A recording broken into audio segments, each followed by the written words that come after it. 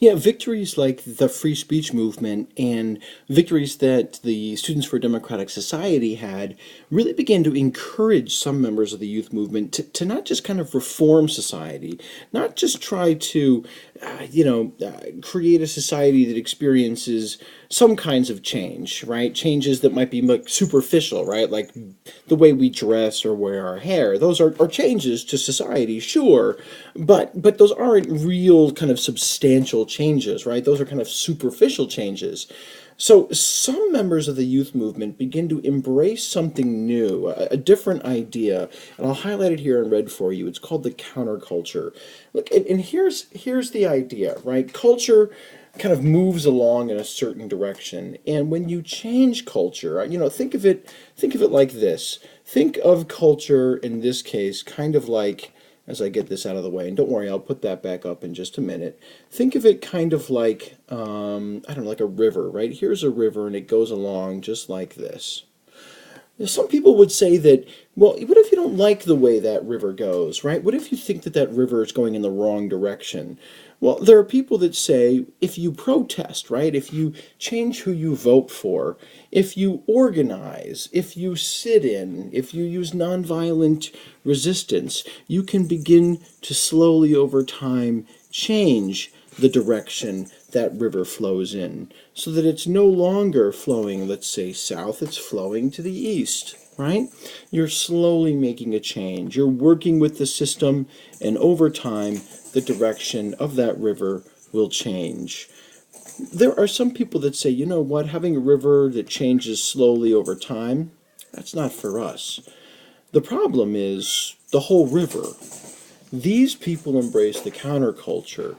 In the counterculture, it's not just about changing the direction of the culture, it's about breaking away from it entirely and going in a completely opposite direction. You're going counter to the actual direction that culture is heading. If culture in general in America says, I like steak, you say, I don't even like chicken, I don't like meat at all. I'm a vegan. If American society says, I think rock and roll is the best thing ever, you say classical music. In fact, I don't even like music. We should all just read books. It's this idea that you're completely against whatever the culture is for. And this begins to gain some ground in America because these people they're trying to express how different they are from mainstream America. They actually get called hippies, and you're probably familiar with this image of the hippie, right? This person with the beads and the long hair and the flower print dresses. But what we need to do is take a step back and actually look pretty hard at members of the counterculture, because most of them, like if you look at this, for example, this picture, I'm going to get my head out of the way. You look at this picture. Just take a good look for it a second. Okay, all right. A lot of people there, right? Okay. So what, Mr. D? All right, well, let's just take a look at this picture. Okay, again. All right, a lot of people there.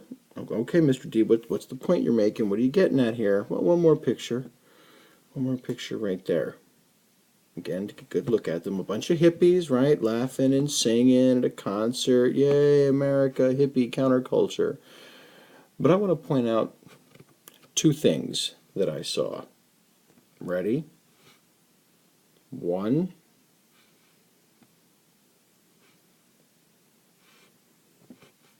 Two.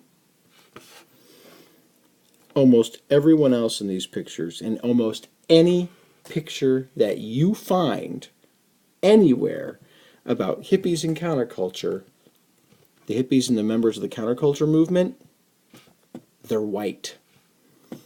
It's not a movement that is representative of most of America. Members of the counterculture are primarily middle class, upper class, college educated, the people that can afford to be hippies. And really they reject this idea of established society, and what they really want is this utopia, this idea that life can be freer, we can be closer to nature and full of tolerance and cooperation and empathy and all these things, and they are wonderful ideas. They really are wonderful ideas. The problem is they don't pay, right? America, and I'm not trying to be particularly callous here, right? But we all know that America runs on the dollar, and things like tolerance and cooperation and everyone just peace and love, well, unless everybody in America is on board with that, you're not going to survive. And the bottom line is only white kids from middle and upper class backgrounds are down with this. That's not enough people to make a change to the system, not enough people to run counter to the culture in order to make a change. And the bottom line is these middle and upper class kids need a job because they got to eat. They got to live someplace. And slowly the counterculture will fall apart because there's not enough money to go around.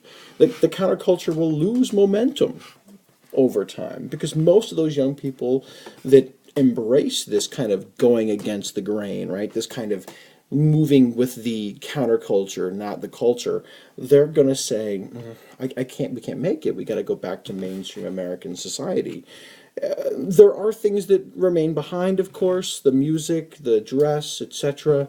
Right? We even have the modern day expression of the hippie in the long hairstyles or the hairstyles that we'll see today. Like we still see hippie hairstyles that kind of come about, this kind of rejection of conformity with the way we wear our hair or the dress that we wear, that kind of go against these traditional standards. And we see it all the time.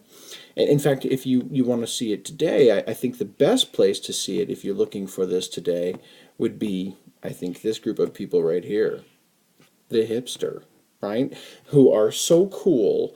They were cool before it was cool, right? Who were so against the culture, or they were against the regular norm before it was ever the norm. So it's just this idea that they're kind of on the cutting edge. So we still see this kind of thing. We even still see, throwbacks to the way they wore their hair or their beards. We see throwbacks to the way they would have dressed back in the 60s, kind of this free spirit. So, it does definitely carry over. But all in all, there are some good changes. Free speech, organization, democracy, these things all benefit from the youth movement.